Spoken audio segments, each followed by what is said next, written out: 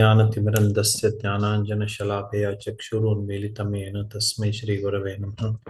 श्रीचैतन्यमनोभीष्टं स्थापितं येन भूतले स्वयं रूपः कदा मह्यं ददाति स्वपदान्तिकं।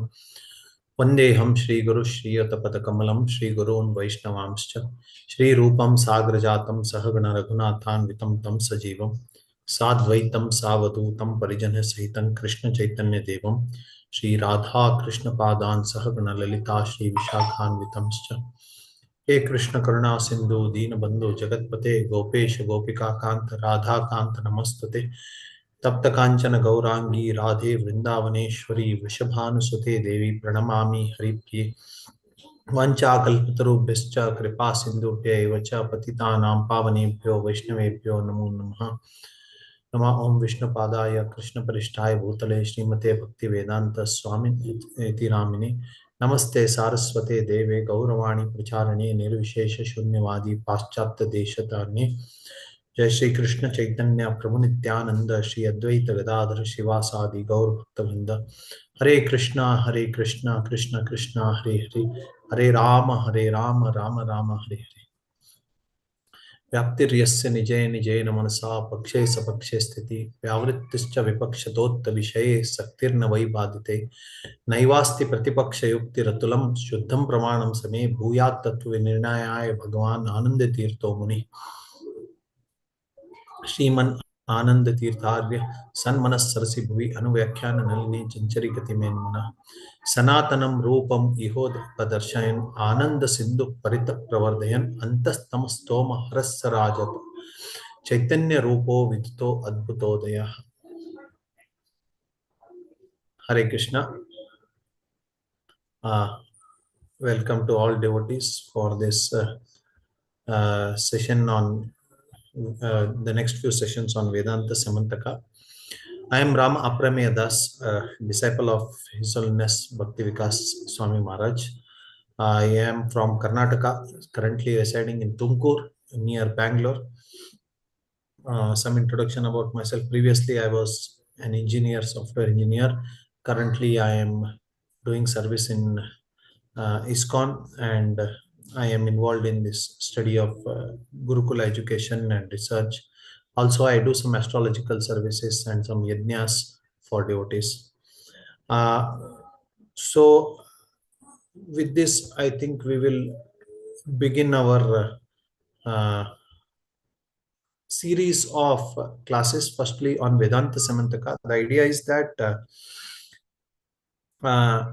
we should study these Shastras in more detail. We'll study what is the need of, we'll understand what is the need of Vedanta and what role does it have to play. So those details we'll study, but we will begin with this Grantha. So before we begin, if anyone would like to comment something or say something, you can let me know.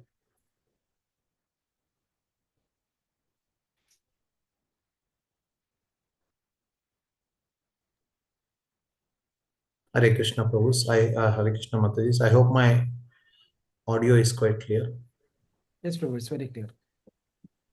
Prabhu, just one question before. Prabhu, I'm not able to hear you somehow. Can you hear me now? My volume was low. Yes, Prabhu, you can speak. So, Prabhu, I joined the group a little late, so maybe my question has already been answered. I'm repeating. But how many sessions do you think this course will have? Currently, I'm targeting for some 26 sessions. It may extend to close to 30. So the system that I would like to follow is that we will go through the text of this book, and at the end of session I will give some questions. They will be like some model questions, and we can at the end of our this course have a exam on this. It is nothing like certified or something, but just that it will give some inspiration to study the book. So that's why I'll have some exam on this, and the questions required for that at the end of every session we will be giving. So this is the thought. Any other question? Which book is this, Prabhu? Yes, Prabhuji. Can you show that book? Are you able to hear me? Yes, I'm able to hear you. When you show the book, do you have a book with you in the hand? I mean, something that No, I am using the scanned copy of it. I have for myself. This is the book translated by Baldev Prabhu. Can In you English. show that cover in the Yeah, just a minute. section? I will. Because we probably need to get this book. Yes, yes. So our Yashoda Jivan Prabhu has shared the link for where we can get it. Yeah, Just that a is, minute. it will take time. I mean, Yes, yes, yes. I will give me a moment. I will share the cover of it. and this book is the commentary of Baladev Vidya Bhushana for which entire Vedanta? No, no, no. I will explain what the book is. Okay. Yeah. Okay, if you are going to show that book anyway, why during your presentation, then I'll wait. So this is the book, Vedānta Syamantaka with gloss of Baldev Vidya Bhushana. What is that gloss? I will explain it to you.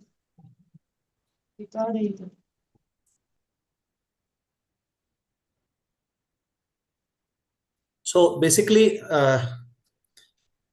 this book was written somewhere at the end of 1700s. That is something after 1750 to 1800. In that range, it was written. And the authorship of this book is under dispute right from beginning. Vedānta Syamantaka. Some attribute it to Baldev Vidya Bhushan, some attribute it to his guru, Radha Damodar Goswami. So, in fact, this debate is going on since the beginning of 1800s, 1810, 1820. Since that time, this debate is going on as to whom this actually, who has authored this book. What Baldev Vidya Bhushan, what Baldev Prabhu mentions, Baldev Prabhu is also named as Dr. Damien Martins. So he is doing this famous Baldev Vidya Bhushan project, wherein he is searching for all the manuscripts written by Baldev Vidya Bhushan, and he is bringing them in the form of printed books. It's an extremely great service for the whole humanity, for generations to come, that he is preserving these books of Baldev Vidya Bhushan. So he initially mentions that of the 9 publishers who have published this book, 7 of them say it was authored by Baldev Vidya Bhushan and 2 of them say that it is by Radha Damodar Goswami. However, there are some reasons to believe that it's connected to Radha Damodar Goswami, because Baldev Vidya Bhushan has a habit of signing at the end of his book, saying it is attributed to him. That is missing here. And just by style of writing, it's too difficult to predict, because Radha Damodar Goswami doesn't have many other books. Chanda Kaustuba is one more book, and this one, there he doesn't have many more books to compare and find out whether his style of writing matches or something. And Vidya Bhushan has also utilized the concepts in this book for his other books like Siddhanta Ratnam. So that creates more confusion. However, in the manuscript that was got, which was clearly written by Vidya Bhushana, there it is seen that certain parts are extra, which are, it looks like they are Vidya Bhushan's commentary. Whereas in the other manuscript, those things are missing. So that was one thing. And second thing is, at the end of this, it is written that this Syamantaka is a treatise on Vedanta offered to Sri Radhika by myself, a Brahmana by name Radha Damodar. May it always give her joy. So that is another solid reason to believe that this was authored by Radha Damodar Goswami. So we will start with the brief biography of both Radha Damodar Goswami and Baldev Vidya Bhushan. That will be the discussion for today. And tomorrow the discussion will be about the title of Vedānta Syamantaka and what is the need of Vedanta philosophy. And then we will start getting into the book. So Lord Chaitanya took initiation from Ishwar Puri, and Nityanand Prabhu took initiation from Madhavendra Puri. So Nityanand Prabhu, he had a disciple by name Gauridas Pandit, and Gauridas Pandit had a disciple by name Hriday Chaitanya Thakur. Hriday Chaitanya Thakur had a disciple by name Shyamananda Prabhu. So they are the big three: Srinivas, Shyamananda, and Narottama. They are the big three who did enormous preaching in Bengal and Orissa area. So among them, Shyamananda Prabhu is one. This Shyamananda Prabhu had a disciple by name Rasikananda. Rasikananda was also Rasikananda Murari. He was also extremely great preacher. This Rasikananda had a disciple by name Nayanananda Brahmachari. And Nayananda Goswami. Nayananda Goswami had a disciple by name Radha Damodara Goswami. So this Radha Damodara Goswami, not much is known about his life. There is hardly any information available, but we can infer by the writings of Baldev Vidyabhushana here and there some things. That is, he was living in the middle of the 17th century, and it is quite clear from Chanda Kaustuba that he was the guru of Baldev Vidyabhushana. So Baldev Vidyabhushana mentions that Radha Damodar Goswami was a Brahmana from Kanyakubja. Kanyakubja is the present day Kanuj. So he is a Brahmana who has come from there. That is what is mentioned there. And it is further mentioned that he was extremely scholarly and extremely philosophical. And he has got this knowledge right from the Sandarbhas. He had undergone a deep study of the Sandarbhas of Jiva Goswami. And because of that, he had extensively strong understanding of the Vedanta philosophy. And one thing that can be known about his geniusness was he is able to convince the great Baldev Vidyabhushana to come to Gaudiya Vaishnavism. How great is Baldev Vidyabhushana, we will discuss further. But such a great personality, he was able to convince to come to Gaudiya Vaishnavism. That was his greatest achievement. The last part of his life, he spent in Puri, Orissa, and there he was appointed as the head priest of a matha called Kunja Matha. And there the deities Sri Radha Rasikarya, these were the deities that were worshipped. And after he passed away, his samadhi is just located next to this place where this Sri Radha Rasika Raya temple is there. So this is not much is known, but these are some details of Radha Damodar Goswami which we can understand. Now, Radha Damodar Goswami had one of the prominent disciples as Baldev Vidyabhushana. Baldev Vidyabhushana was born in Orissa in a mercantile family. So he was born in a Vaishya family, basically, towards the end of the 17th century. And the place where he was born, it's called Baleshwar or Balasore. And it is very close to Remuna. Remuna is the famous place of, which place? Can somebody tell me? Rasikananda. Yeah. There is this Shirchor Gopinath temple in Remuna. So the paisam is very tasty there. So Vidyabhushan was born there. His childhood name is not known. Some say it was called, it was Ekanta. What is the timeline of Damodar, Radha Damodar? Radha Damodar Goswami was in 1600s, 17th century they call. So between 1630s to 1680s, something like that. And Baldev Vidyabhushan was middle of 1650s to 1700s. 17th century. Yes, both were in 17th century. So, although born in a Vaishya family, he was more inclined towards academics and philosophy. He was not so much interested in his business mind and all these things. Understanding that, his father put him under a Brahmana, and under different Brahmanas, he studied Sanskrit, he studied Natya, he studied Tarka, Jyotisha. He was a very good astrologer. So he studied Jyotisha So these are the subjects that he studied. Actually, Vyakarana, Tarka, and Kavya, these are the three pillars for traditional education. And all these things he mastered. Still, he was not satisfied. He needed something more. And because he needed something more, he set on his journey towards the south. As he moved towards the south, he came all the way till Mysore, Karnataka. And there he got in touch with certain devotees from the Madhva Sampradaya, and he got connected there and started associating with them. Very shortly, as he associated with them, he took initiation there, and he was also given the order of sannyasa. So, although born in a Vaishya family, but still his abilities were considered, and he was given the order of sannyasa.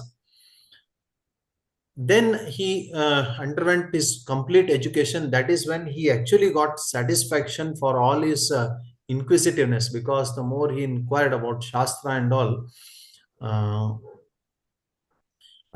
he was not getting answers to his questions. But when he got deep into the writings of Madhvacharya, that is when he got answers to his questions. And as he completed his education, he finished his education, and then he went back to Jagannath Puri. He went back to Jagannath Puri and started staying there. And in this process of stay, he got introduced to Radha Damodar Goswami. And Radha Damodar Goswami introduced him to the works of Jeev Goswami and the teachings of Sri Chaitanya Mahaprabhu, especially the Sandarbhas.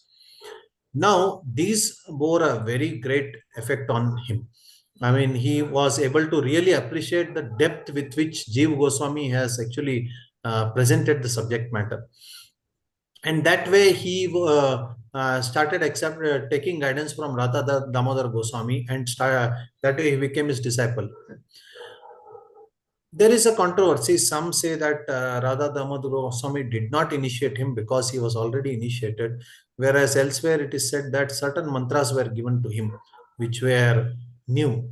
So we are not quite sure about it. This was the age when nothing was digitized and there was no way to preserve all these things. So these things are quite ambiguous. However, after taking sufficient guidance under Radha Damodar Goswami on the works of Jeev Goswami, he was directed by Radha Damodar Goswami to go to Vrindavan and study under Vishwanath Chakravarti Thakur.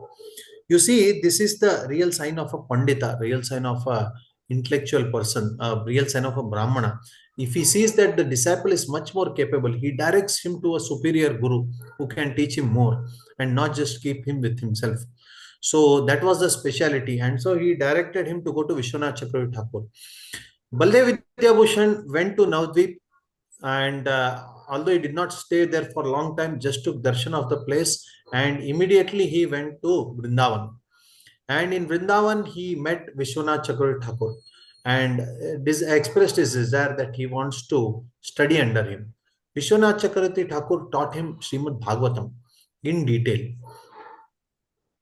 Now, there is, apart from the study of Srimad Bhagavatam, Rasa Tattva had to be studied more in detail. That is why Vishwanath Chakravarti Thakur directed him to a person called Pitambara Dasa.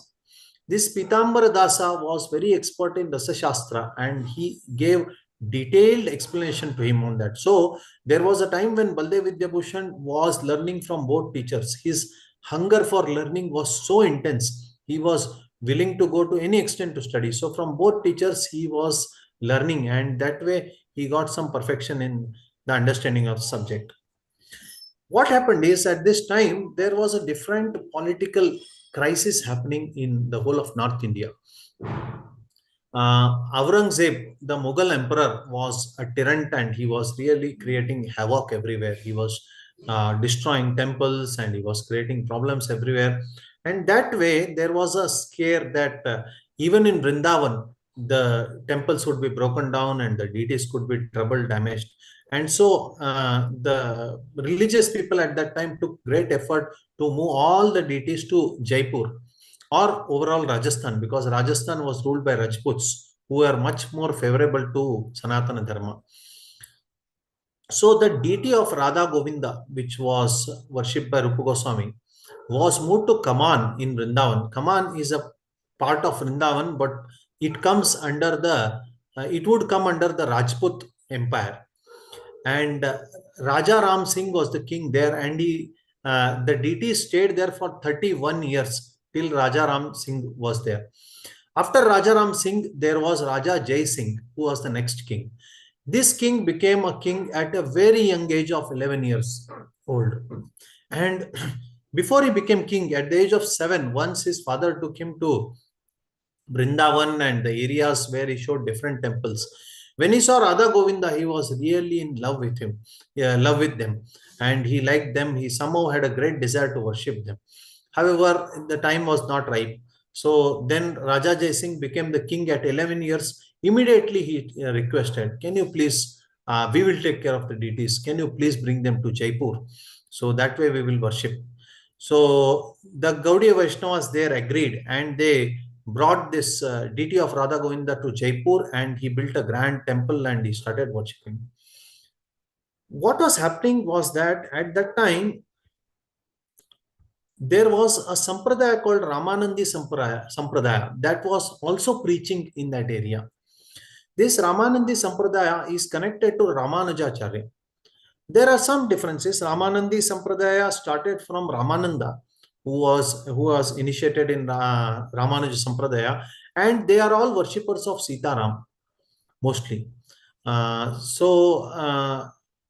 This disciple of Ramananda, there was a disciple of Ramananda by name Payahari Krishnadas. This Payahari Krishnadas, he took up the message and extensively preached about it, and that way made a lot of followers. He also influenced Prithviraj, the king at that time, and Prithviraj helped them to build a big mutt, a big monastery at that time, and that way it aided preaching a lot. So they became very popular. When Radha Govinda Deva was brought to this place, Jai Singh, the king, the Raja Jai Singh, brought there, and he was in love with the deities already. And so he started visiting the temple, started giving facilities for worship. And that way, somehow the Gaudiya Vaishnava Parampara started gaining prominence. This is when the Ramanandis were little disturbed. They had certain questions, and so they approached the king. And they said, we have certain doubts related to this system of worship, but at least first, if they can answer one basic question, that will help. In Kali Yuga, there are 4 Vaishnava Sampradayas as per Shastras. They are the Brahma Sampradaya, and then the Shri Sampradaya, and then Kumara Sampradaya, and which is the 4th one? Rudra. Huh? Rudra. Yes, Rudra Sampradaya. So these are the 4 Sampradayas that are there in Kali Yuga. So apart from this, which is this 5th Sampradaya that has come here, which is worshipping Radha Krishna? Do they have any background? Do they have any say in Brahma Sutras? Do they have any commentary? There are some various questions, but at least let them answer this question. So then we can take up the other ones.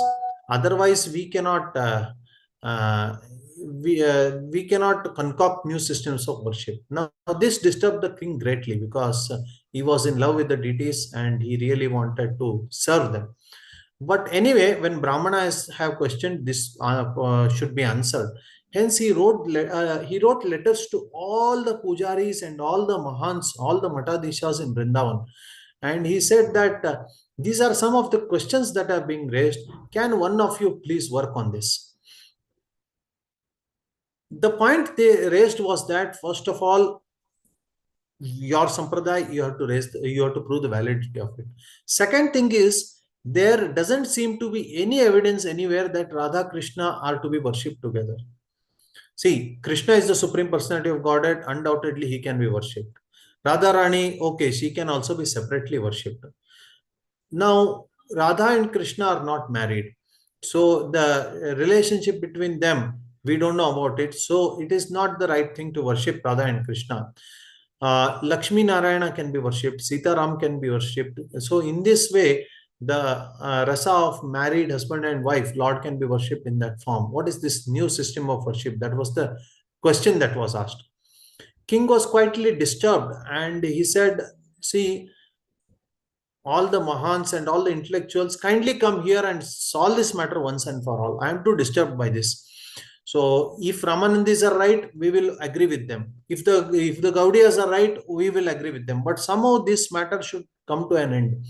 That was what his stand was. As this letter was floating everywhere in Vrindavan, one of its copies reached Vishwanath Chakravarti Thakur. Vishwanath Chakravarti Thakur saw this and was quite disturbed.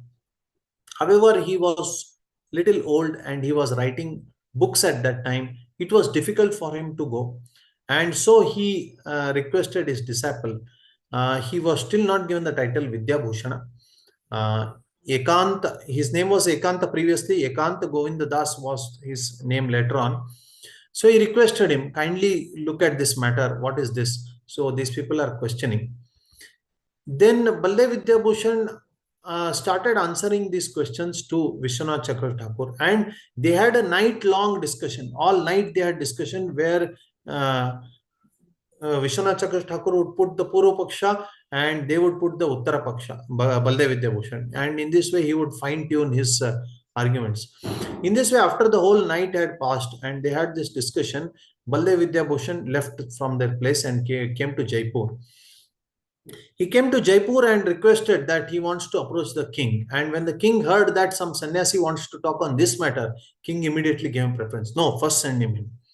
So as he came inside, then what do you want to discuss, sir? When he requested, then he said, I want to discuss about this matter which was challenged about the validity of the Gaudiya Parampara. So can you please talk to me on that? Then as the king was about to say yes, there was a minister. And this minister was from Ramanandi Sampradaya. He said, see, this matter is not private. Whatever you discuss, it has to be discussed in public. And all the scholars of the Ramanandi Sampradaya also will participate in this. He said, okay, no problem. Let's do that. Then when the Ramanandi Sampradaya scholars came, they first said, we have many questions in regard to your Sampradaya. But first question, what Sampradaya do you belong to? And what is your authorization? Where it comes from? Kindly tell that first. To which Baldev Vidyabhushan said that I am initiated in Madhva Sampradaya. So because that was where he had got his initiation and sannyasa when he was south. So that way, when he said that, then nobody could question that whether his Sampradaya is valid or not. But then their question was, what about others in Gaudiya Sampradaya? How are they connected with this? So then he established that through Chaitanya Mahaprabhu and his parampara, and Chaitanya Mahaprabhu has taken initiation from Madhavendra Puri from Vyasatirtha, and that way we are also connected to a bona fide Sampradaya. Okay, but bona fide Sampradaya means you should have a commentary on Brahma Sutras. So what had happened is that actually Srimad Bhagavatam is a natural commentary on Brahma Sutras, natural commentary on Vedanta Sutras. But Shankaracharya, he wrote the first artificial commentary. The advantage that Shankaracharya had was that he wrote in Sutra Krama. There are 500 odd sutras in Brahma Sutra. And there is a Sutra Krama in which commentary. Bhagavatam doesn't follow the Sutra Krama. Bhagavatam has its own way of presenting the subject matter. But Shankaracharya for the first time wrote in Sutra Krama. That is when it started becoming popular. So since then everyone started demanding, do you have Prasthana Traya, Shruti Prasthana, Smriti Prasthana, Nyaya Prasthana, where Brahma Sutra commentary is there. So to counter this, various Vaishnava Acharyas of different Sampradaya wrote their own commentary on Brahma Sutras. Sripad Ramanujacharya wrote Sri Bhashya. Then Sripad Madhvacharya wrote Anuvyakhana, and that was followed by Jaitirtha Muni's writing Nyaya Sudha. So in this way, every Sampradaya started writing about Brahma Sutras. Now, as Baldev Vidyabhushan tried to explain that Srimad Bhagavatam is natural commentary on Brahma Sutras, their question was, okay, Srimad Bhagavatam is common for all. What special do you have for your Sampradaya? So then he said that we don't have. So then you have only two options. Either you give us a commentary or you back off, and then we will continue our system of worship here. Raja Jai Singh was little disturbed and unhappy. He asked, what is the solution? Then can you write a bhashya? Because Raja Jaisingh himself was a great Sanskrit scholar. He understood the intricacies of writing a bhashya. It was not a joke. But then seeing Baldev, he said, let me think. But then he said, seeing there is no other option, okay, we will anyway write a bhashya. I will work on it, he said. Then there was a timeline set that within this timeline, you must come up with a bhashya and explain it to us and convince us. That is when we will actually accept your argument. So then, as he was meditating, as Baldev Vidyabhushan was meditating on this, he approached Radha Govinda and prayed to them, kindly give us direction. And as he was praying to them, there was a garland that fell down. And the pujari took the garland and handed it over to Baldev Vidyabhushan and said, whatever you are thinking in mind, it will be fulfilled. You don't worry about it. As he was thinking about it, he went to sleep. Govinda came in his dream and said, don't worry. I will give you the bhashya. You just keep writing. You just be an instrument. I will speak and you just have to write it. So with the blessings of Govinda Dev, in a few days, he wrote the Govinda Bhashya. Now, one may say, what is the great credit in Baldev Vidyabhushana? Because it's Govinda who has dictated. Actually, Sarvasya Chaham Ridhi Sannivishto Matta Smritir Jnanam Apohanam Cha. The Supreme Lord Govinda is in everyone's heart. And from him comes intelligence, knowledge, and forgetfulness. So to everyone, practically, it's Govinda only who dictates. However, it's a special mercy of Govinda on Baldev Vidyabhushan that he personally, through his mouth, dictated that. And as he wrote it, the strong point was that he was able to establish this philosophy. The Brahma Sutras are extremely complex, and to study the Vyakhyan of Brahma Sutra requires 14 years of Sanskrit study first. And as you study the Sanskrit, then you have to study Nyaya, Tarka, you have to study Mimamsa. After studying these difficult philosophical systems, and then you enter into Vedanta, where you study Upanishads and Brahma Sutras. And that too, you have to read the various commentaries. Today, so many Acharyas commentaries are available. You have to read various of these commentaries. That is when you are actually able to do this. However, when Govinda dictated and Baldev Vidyabhushan noted it down, immediately as he came back, he was able to establish the validity of this bhashya on Brahma Sutras. As he established the validity of this bhashya, he also convinced them with Shastra Pramanas as to why Radha Krishna are worshipped together as a part of the Gaudiya Sampradaya. And this worship of Radha Krishna in Parikirasa is also quite genuine. Ramanandi scholars did not give up. They definitely asked many questions, but eventually got convinced. And as they got convinced, they didn't take it in a challenging spirit of Vitandavada. They accepted their defeat, and they were even ready to take initiation from Baldev Vidyabhushan. However, Baldev Vidyabhushan said, you belong to a genuine Vaishnava Sampradaya. When you belong to a genuine Vaishnava Sampradaya and you have taken initiation there is no question of another initiation. You can take some shiksha if you want, but this is not the thing. So, it was a great victory because the victory flag was raised and everywhere there was festival all around. Just imagine the king who loves the deities so much, and it is established that the deity is genuine, how much happiness it will give to the king. So the king put full effort, and in this way he was able to have a great festival all around. And they even established a deity to commemorate this victory. So that deity is still there. It is Vijaya. I will tell you, I don't remember. It is Vijay something. That deity is still there. So that deity is worshipped to commemorate the victory of Gaudiya Vaishnavism and Baldev Vidyabhushan. With this, Baldev Vidyabhushan became a natural leader after Bhakti Vinod Thakur. He wrote numerous books. And he wrote commentary on Vedanta Sutras, 10 prominent Upanishads. He wrote commentary on the Bhagavad Gita. Actually, Bhagavad Gita has many commentaries. Bhagavad Gita is commented by Vishwanath Chakravarti Thakur.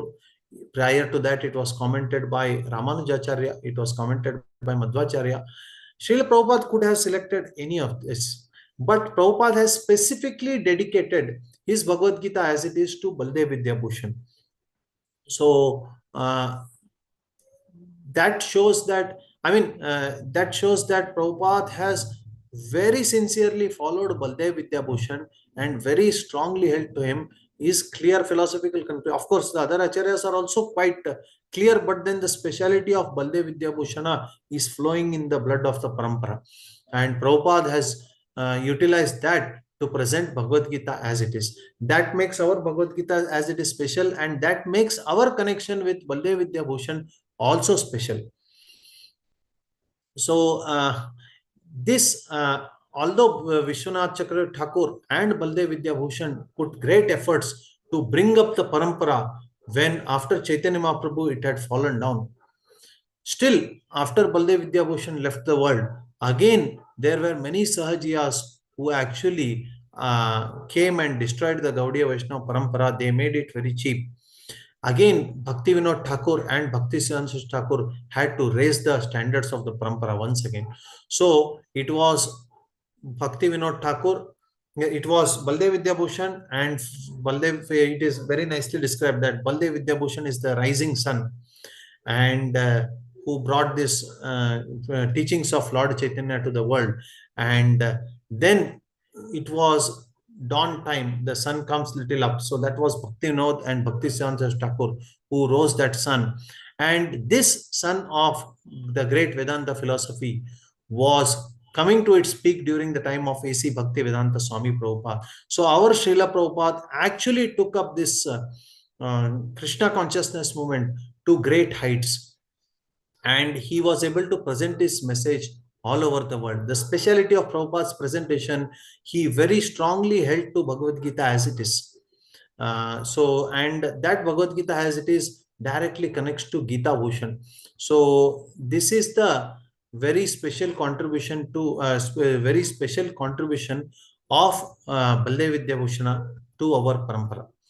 So these are the two great acharyas, and how they are connected with the book of Vedānta Syamantaka. It is actually Radha Damodar Goswami who has written the book, and Baldev Vidyabhushan has given some specific comments, specific elaboration. It's called gloss. So he has given the gloss for the book. That way, he has certain points he has elaborated little more. So how do we understand that? When Baldev Prabhu, our Damien Martins, compared two versions of the book, two versions of the manuscripts, one had some things and one had something explained in more detail. So it doesn't make sense that the author himself provides that is not the style of Baldev Vidyabhushana, that he comments on his own. Others do definitely, but it was not the style prior that Baldev Vidyabhushana commented on his own book. So that was also one of the reasons why the authorship is attributed more towards Radha Damodar Goswami than towards Baldev Vidyabhushan. So Vedānta Syamantaka itself, the title is very interesting. Vedānta Syamantaka. Syamantaka, where have we heard about it? Syamantaka Mani. Bhagavatam, Srimad Bhagavatam, Syamantaka journal. Yes. So what is special about Syamantaka Mani? It has so many special powers, like nobody, in Krishna's Sabha, whenever whatever thing was desired, it would come. Syamantaka Mani every day would generate lots of gold. Yes. So anybody who had Syamantaka Mani, there was no poverty. It was always generating gold. And for such a big generating gold machine, it should be very big, right? But it was very small. It was put in a locket here. But although it was put in a locket, when Satyajit wore it and came, it was as if like sun has risen. One would feel that sun came just now, Surya Deva has come just now. So much was the brightness of it, although being so small. So similarly, this Vedanta philosophy, the Vedānta Syamantaka book presents the Vedanta philosophy. It looks very small. I mean, what are the topics discussed in Vedānta Syamantaka? If we say, firstly, the Pramanas are discussed, then after that, Ishvara, Jiva, Prakriti, Kala and Karma. That's all. So one may feel, oh, these are the things. But then just having this small content, it gives the whole essence and lays a solid foundation for the whole study of Vedanta philosophy that is going to come up. So that is when this Vedanta Syamantaka title becomes very important.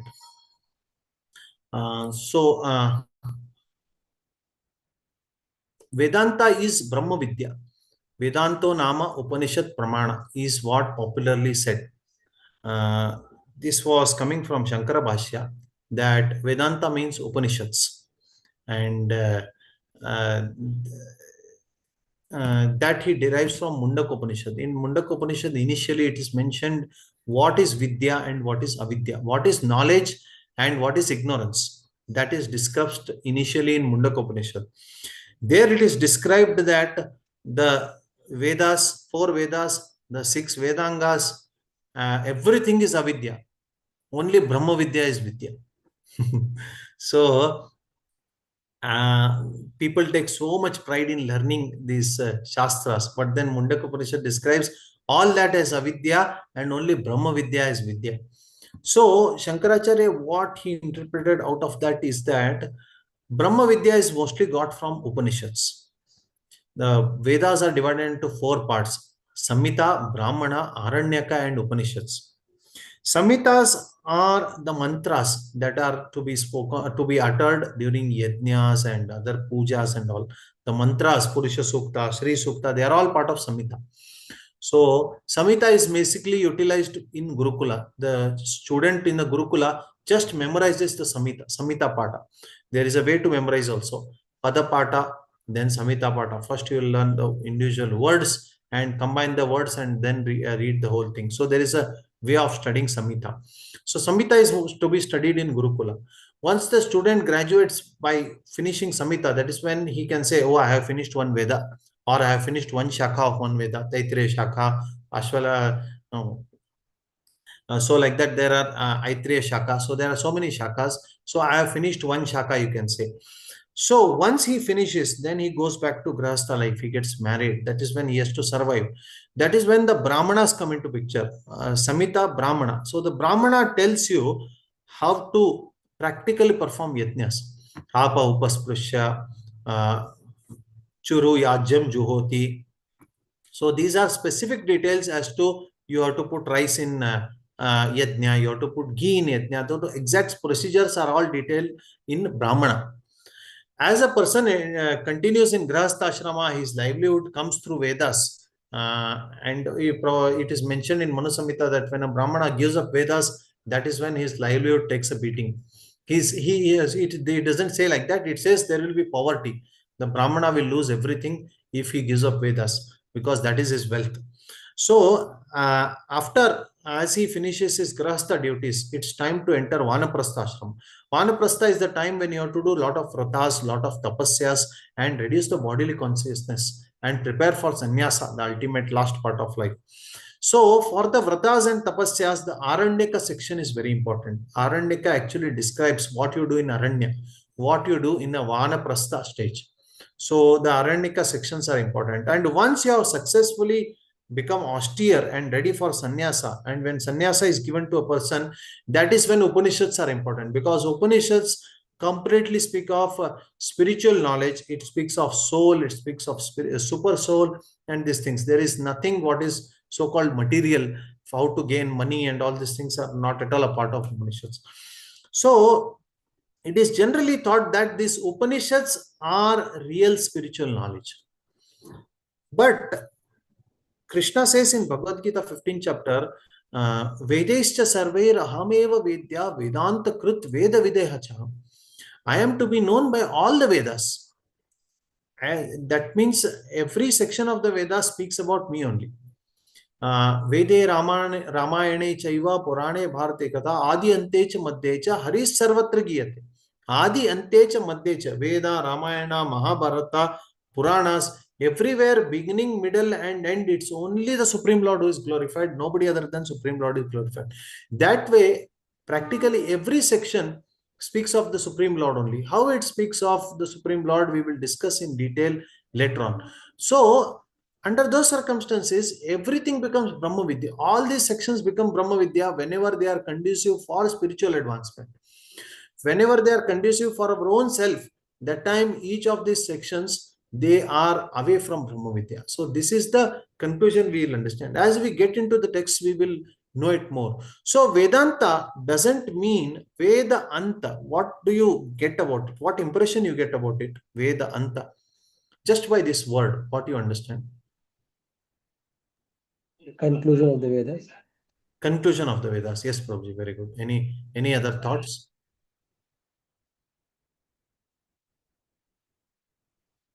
Or where does this conclusion come in? Which part of the Vedas? It's The end of the Vedas. end of the Veda. So this is where we should understand certain things, that it is the natural understanding. What we think is that Veda Anta means the conclusion. Conclusion means it comes at the end. But then the actual spiritual conclusion is interwoven in between, here and there, here and there. You can't actually discriminate. You can't discriminate where the Brahmana ends, where the Upanishad starts. They are all interwoven in between, and the person has to search. That is why we say the dense forest of Vedas. Why we say dense forest of Vedas? Because the spiritual knowledge has to be searched. One has to put a lot of hard work and search the spiritual knowledge. So Vedanta is there in between, in various places, but then searching is a great difficult thing. And for how to search, the key to open this thing is given in the Brahma Sutras. Vedavyasa has written Brahma Sutras, and through the sutras, he gives us some guidance as to how to search the spiritual knowledge. So the study of Brahma Sutras and applying those principles of Brahma Sutras in Vedic literatures, Vedas, Puranas, and Upanishads, to understand the absolute truth. This whole principle is called Vedanta. So Vedanta doesn't necessarily mean Brahma Sutra, like Ramanandis. Their understanding was that Vedanta means Brahma Sutras and you don't have a commentary on Brahma Sutras. So it's not a sectarian thing. Vedanta actually can come anywhere within this text. And Srimad Bhagavatam, as he said, it is author's own commentary on Vedanta Sutra. So that way, Srimad Bhagavatam is the most authentic way of understanding the Vedanta Sutra. So this Vedanta philosophy, it is in the form of a Samantaka in this book, where the basics are given, and these basics are going to lay a very solid foundation for understanding the whole gamut of other Baldev Vidyabhushan's works and other sections of Vedanta philosophy. So I will stop here. These are some things I would like to share. Couple of questions you can note down, then we will have this question answer session. One question can be, comment on the authorship of Vedānta Syamantaka. It can be a 5-mark question. Comment on the authorship of Vedānta Syamantaka. Second thing is, describe the life of Baldev Vidyabhushan. Okay, so these are the couple of things. Please let me know if I have to repeat this question. Else, I will open this for discussion. Sridhar Srinivas Prabhu, you have already raised your hand. You can ask. Yes, Prabhu. I have some suggestion. Yes, Prabhu. Though, because yeah, it's good to be hearing and writing down my own notes. But I think you are also having a notes, something that you have prepared. So it will be a good idea to give, if you can. I don't know, I don't want to make extra work for you, because you are already taking extra time to teach us. But it'd be nice if you can share of your notes somewhere in Google Docs. I don't know. You see, that's one suggestion. Yes, bro. I'm making notes in crisps, which I will be expanding in the class. So whatever I have made in crisp, I can share it with you as and when the class gets over. Or I can even share whatever I have done till now. That way you can Those who Or are inquisitive to read the next section, they can also read. you could place your notes Hmm. in the Google Docs as a day 1 or day 2. Just put a Yeah. heading as day 1. Yes. Whatever you prepared, I know it will be raw because it's not going to be exactly what we can understand, because your notes is for you and what you speak is more important that we pay attention. Yes. And obviously you're making this recording available, right? It's going Yes. on YouTube. Yes. Yes. Prabhuji. Yeah. So good. I that's one thing that thought I had. My question is, so we are not studying Govinda Bhashya, we are studying a special work which is a Shamantaka, Yes. and that is probably on Govinda Bhashya, or is it separately on Vedanta Sutra? No, it is not directly addressing Vedanta Sutra. It is preparing the grounds for the understanding of Govinda Bhashya. So, even before getting into Brahma Sutras, we should know what is Pramanas, and we should know what is the position of Vedas, and certain other things, the 5 aspects like Ishvara, Jiva, Prakriti, Kala, Karma. There is something called Vishesha, the Padarthas, different Padarthas which are a part of Tarka Sangraha and all. So, some of these basic concepts are initially required to be known before we enter Brahma Sutras. And that is given in Samantaka? Some parts of them are given in Vedānta Syamantaka. When we study other books like Pramaya Ratnavali and all, some more concepts will come. So by the time we come to Govinda Bhashya, there are a lot of books that have to be covered. The smaller books of Baldev Vidya Bhushana, especially some that I can immediately think of are this Vedānta Syamantaka, Pramaya Ratnavali, Siddhanta Ratnam, Siddhanta Darpana. Along with that, parallelly something on Tarka Sangraha or Pramana Shastra if we can do. So that will actually help us get into Govinda Bhashya very easily. So this is introduction to epistemology. Yes, bro. Yeah, this is very much needed. Certainly within ISKCON, especially with troubling times of, there is a saying in Tamil that comes, every day you get a body in different color. And that's how philosophies and things are coming out of ISKCON, especially. So anyway, so if you could document this would be a very useful class. Thank Yes, you. sure. Thank you. Ojasvi Krishna Prabhu has raised his hand. Hare Krishna Prabhu, thank you for taking this session, and also thank you for taking out your time and teaching us this wonderful, valuable book. My question is with regards to the timeline. Yes, Prabhu, can you be a little bit loud? Sure, Prabhu. Is my voice more Yes, better? yes, now it's better. Okay. So, King Savai Jai Singh II, his period was 1688 to 1743. Yes, Prabhu. May I know the timeline for Radha Damodar Goswami and Baldev Vidyabhushan? Because Baldev Vidyabhushan's timeline is very disputed. Okay, so give me a minute.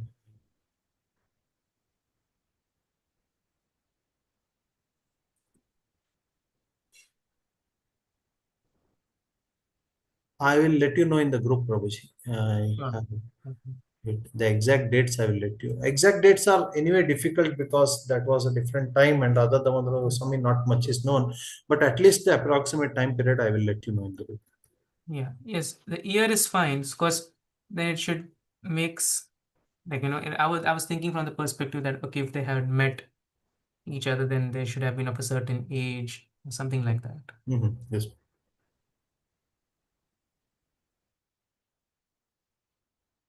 Thank you, Prabhu. Hare Krishna. Yes, Prabhuji. Any other questions?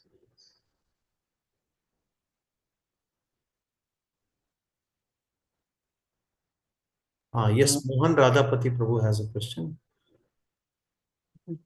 Prabhu, is it correct that the Brahma Sutras, they help us to find the conclusion of the Vedas or the Vedanta? As I understood from what you said. Yes, Prabhuji. So Vedas itself, see, Veda means knowledge. Veda iti Brahma Dharma cha Veda. It gives the knowledge of Brahma and Dharma both. So Vedas are a complete, what is that? Complete gamut of knowledge. So when such, it is meant for everyone. People from different thoughts, different desires, different expectations, aspirations, all of them approach this Vedas. And because it's Kalpataru, it has to guide them in material sense gratification, it has to guide them in liberation, it has to guide them in pure devotion, everything it has to guide. So it has to be all encompassing, all inclusive, not just for today, but for generations together. It has to support, it has to give direction. So because it is so vast, to search Brahma Vidya in it requires real help. And there is no replacement for Guru, no doubt about that. Spiritual master is mandatory to search for the Brahma Vidya sections in this. And the spiritual master uses these tools of Brahma Sutra, and that way we will be able to locate these things, we will be able to identify.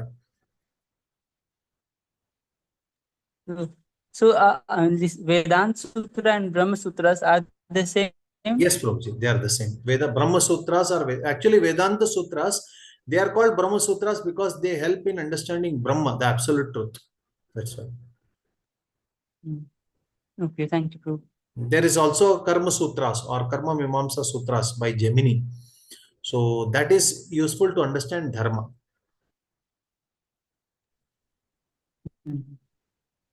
Yes, thank you, Prabhu. Any other questions?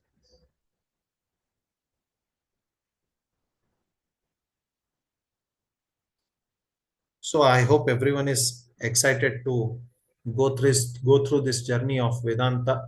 It will help all of us. I learned some things on Brahma Sutras from a teacher, and he was telling me that the best way to learn is to teach. And if you start teaching, whether others learn or no, whether others are benefited or not, definitely you will be benefited. So that is, this gives myself also an opportunity to study this book and understand. So he would emphasize that the only guarantee solution to understand these shastras is we start teaching it to others. So that was it was a inspiring thing to start. Yes, Prabhu, Dharmeshwar Prabhu, you had some questions. Hare Krishna, thank you so much for the wonderful class, Proji. Yes. You mentioned that the four Vedas have like four different categories like Upanishads, Samhitas. Could you please tell like what are the other two, and can you also like tell like the sequence in which we have to understand? Yes, yes, Prabhu. So firstly, Samhita. Samhita is the first section. It is for Gurukula students, the brahmacharis. And then Brahmana is the next section. And this Brahmana is for the grahasthas. And then comes the Aranyaka. Aranyaka is for the Vanaprasthas. And at the end comes Upanishads. Generally, sannyasis take advantage of the Upanishads. Thank you so much.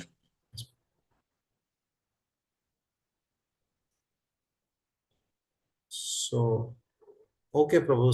So, if there are no more questions, then thank you all for participating. Tomorrow we will have one more session because it is mentioned that in Vidya there should not be Dvitiya Bhanga.